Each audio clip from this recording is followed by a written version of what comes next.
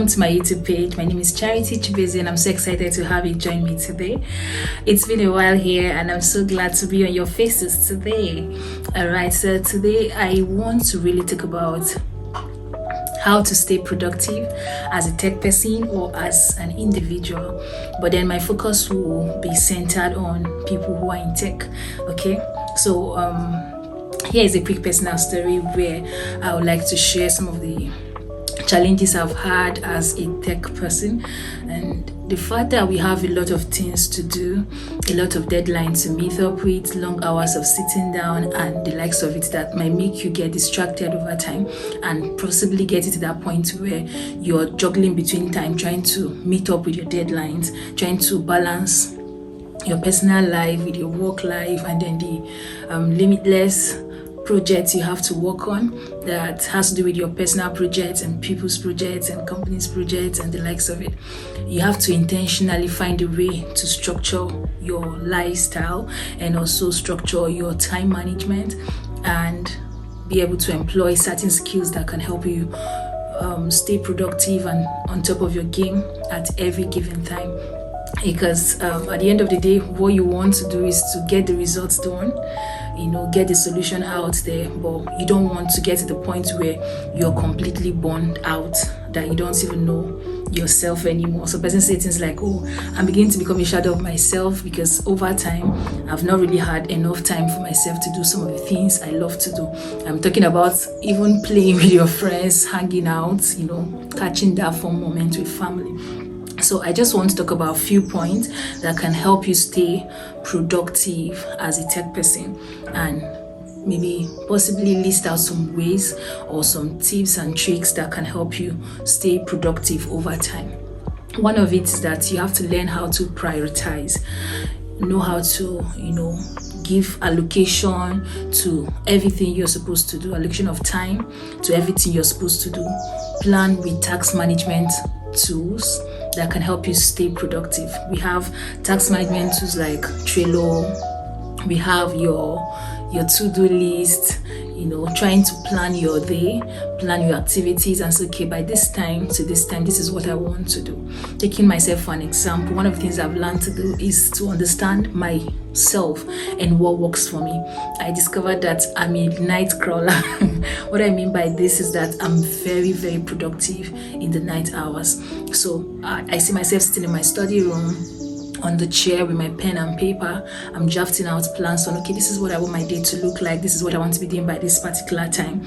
And with that, I've been able to schedule my day, at the early hours of the day. And then I can now use like a time management application or software and then document how I want each minute or seconds of the day to look like. And with this in mind, I'm able to say, okay, this is the hour I want to give to this work I want to do today. I might focus on deep work and say, okay, after this particular time, this is the next thing I want to do. You can use tools like Notion, Jira, or anything at all that can help you to break big tasks into smaller ones. Okay, so I've just talked about how I do mine. You might have yours, and if you feel like sharing the comment section, please feel free to do that. The first thing I mentioned is that you need to learn how to prioritize your time. Okay, be able to apportion time to different tasks that you're supposed to work on each day. And then there's this part of time blocking. Let's say for today, there was a thing I did for myself.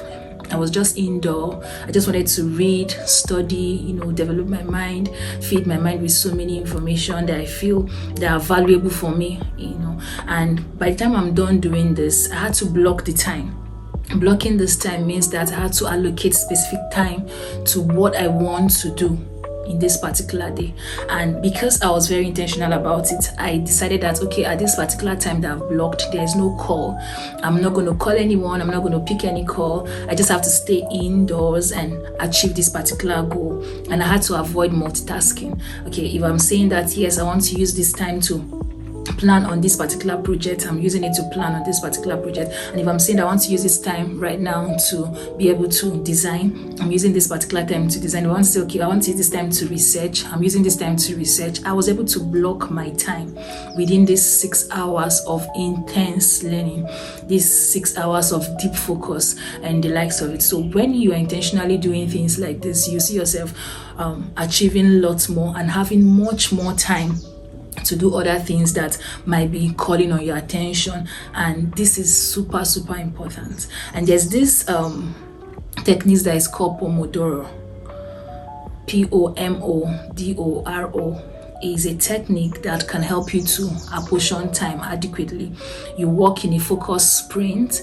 In this case, you can say, oh, allocate like minimum time to do all that, just to get your brain exercised and all. You get your focus back, and it's very important you pay attention to all of this. So the next point, which is the fourth point I want to talk about, is to learn to automate repetitive tasks.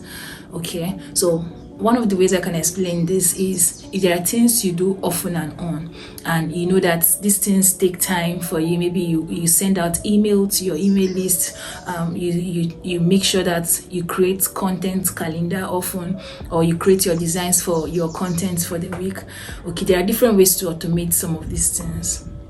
If it's email list, you can use automation softwares like Zapier and every other one that you know, and make sure that you automate some of these things that you don't have to go back over and over again to get them done. You can also use things like templates to, create like a structure of what you want to be putting out in between time. And so, okay, instead of me to keep on creating this template every time, why not I just go on and create a specific template that when I want to reuse it, I'll just go on and feed in the information or edit what I have.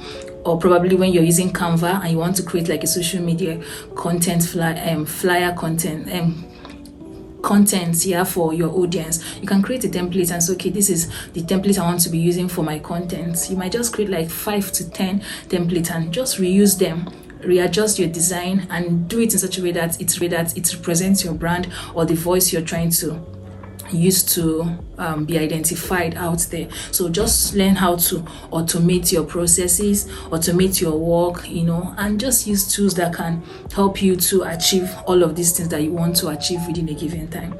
Of course, if you're starting this out for the first time, it might be overwhelming, but I discovered that with consistency and practice, you see yourself looking out for things and things that suit you best. Okay, what works for you may not work for me, but when you try to apply the principles of how to learn to stay on top of your game and stay productive, you will now know which one works best for you and which one you should use at a particular time just to get the results you want. Okay, and then the fifth point I have here is that you have to learn to stay updated without over consuming. I think I need to pause here to talk about this. I know that sometimes the pressure can be so much that you want to keep learning, consuming content and doing a lot of things at a particular time to just stay abreast with what is happening. But if you're someone that always consumes information so much that you don't even have time to practice what you've learned or to put in place what you've learned, you get to that point where you're consuming a lot and you're getting lost in endless information, tutorials. You're watching this YouTube video, you're watching this other YouTube video, you're learning somewhere else on Udemy, Coursera, but you've not really taken time to say, oh, I'm done learning it. Can I even analyze what I've learned?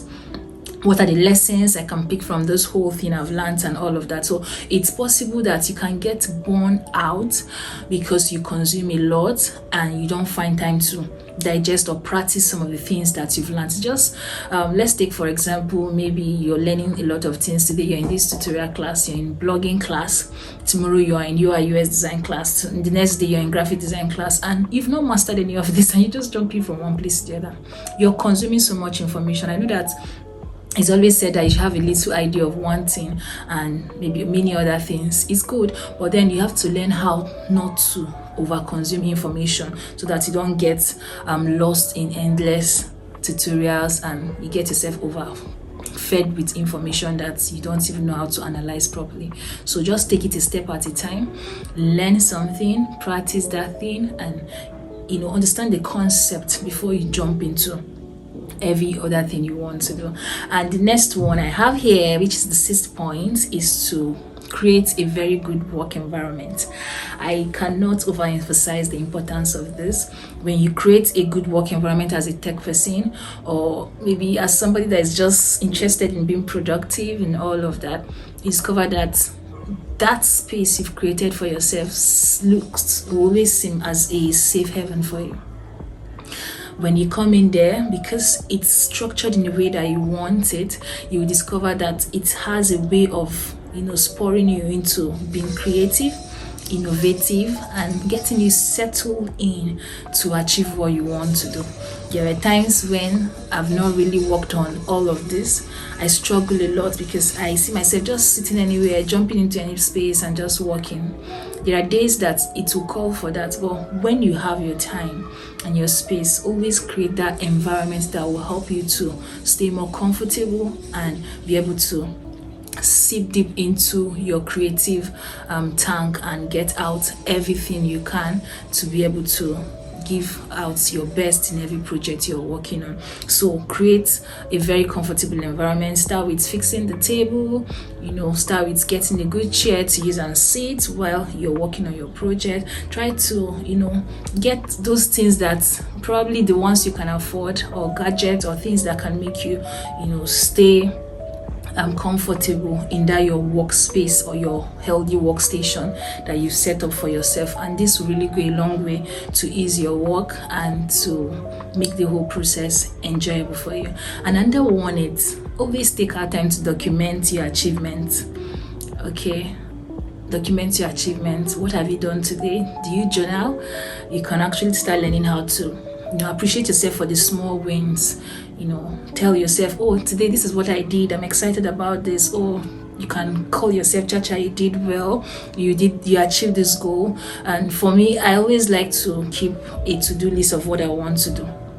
In that to-do list, whenever I'm able to achieve a particular task, I just go back there and mark it and type good on it, or just do something to show me that yes, this is a goal that has been achieved. And I just like going back to it at the end of the day to just look at what I've done, and that gives me a sense of fulfillment, knowing that this day was not wasted.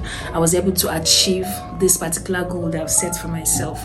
So when you document your goal for the day and you're able to assess your achievement, that okay, I was able to do this for the day, but I couldn't finish up, so tomorrow I can as well take the rest of the things that I couldn't do today to the next day.